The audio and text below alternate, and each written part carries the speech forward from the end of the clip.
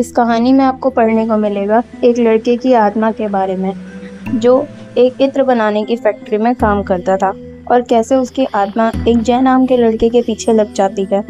अक्सर जब भी मैं अपने स्कूल बस से स्कूल जाता था, हमारी बस बच्चों को लेकर एक पुराने जंगल के रास्ते से गुजरती थी। वैसे तो यही हमारा रोज़मर्रा का रास्ता था। तब मैं बहुत छोटा था, पर मुझे जब हमारी बस उस टूटे रास्ते से गुजरती थी, तब मेरी निगाह एक पेड़ के नीचे बनी कब्र पर पड़ती थी। मैं हमेशा उस कब्र को देखकर सोचता था कि यह कब्र किसकी होगी, पर कभी जान नहीं पाता।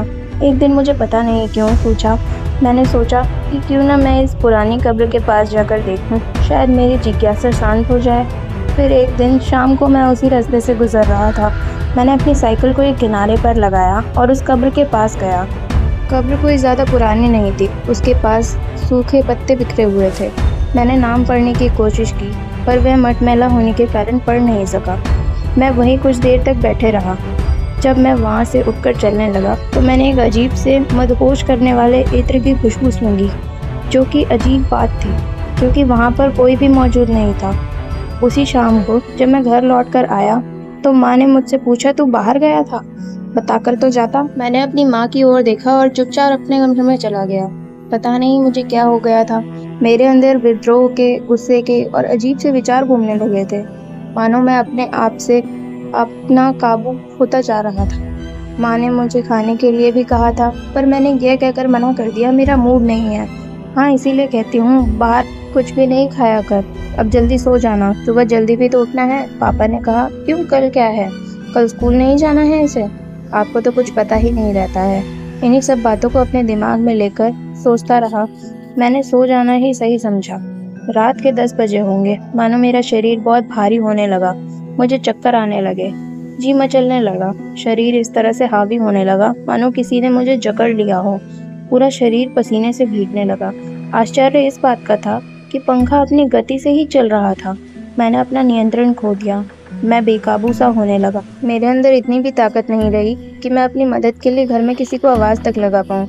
मैं जल्दी से अपने बिस्तर से उठा और घर के मुख्य द्वार की ओर दौड़ा, मानो वह बिस्तर मेरे लिए एक मृत शैया है। साथ ही चीखते और बड़बड़ाते हुए मैं बाहर गया और आसमान को देखकर जोर जोर से हंसने लगा। चांद, जो कि काले बादलों में छिपा हुआ था, उसके प्रकट होते ही मैं जोर से चीखने लगा। मेरी चीख इतनी भयानक थी और डरावनी थी, इसकी गूंज से मेरे घर वाले बाहर आए।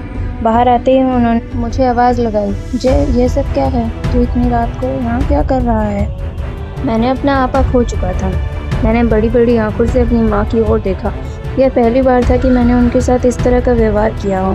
जल्दी ही पिताजी बाहर आए। उन्होंने मेरी ओर देखा और पूछा, जफ़र, तू यहाँ क्या कर रहा है? मेरी माँ को यह सब कुछ बड़ा अजीब लग रहा था। वे किसी भी जफ़र नाम के परिचित नहीं थे।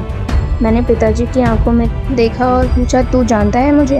और मैं तेज़ी से दौड़कर वापस अपने कमरे में आकर अंधेरे में एक कोने में दुबक कर बैठा जाता हूँ, जैसे किसी से बचने की कोशिश कर रहा था। खैर, इसके बाद मैं अपने कमरे के एक कोने में सोता रहा।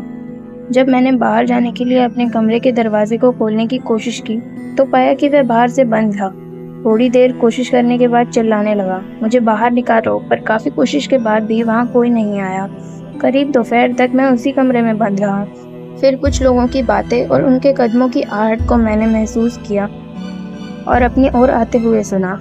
थोड़ी देर के बाद उन सभी लोगों ने मेरे कमरे के दरवाजे को एक साथ खोला।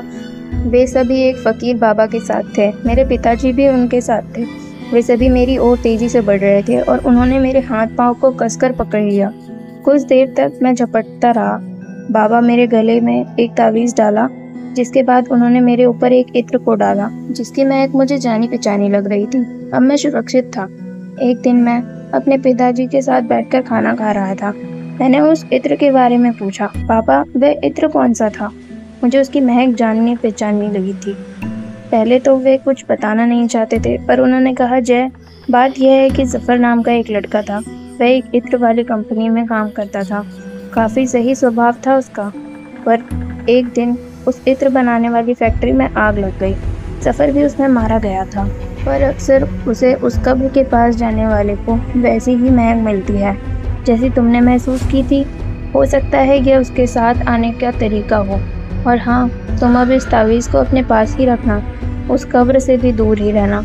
इसके बाद मैं कभी उस कब्र के पास नहीं भटकता, ना ही वहाँ जाने की हिम्मत हो पाती है।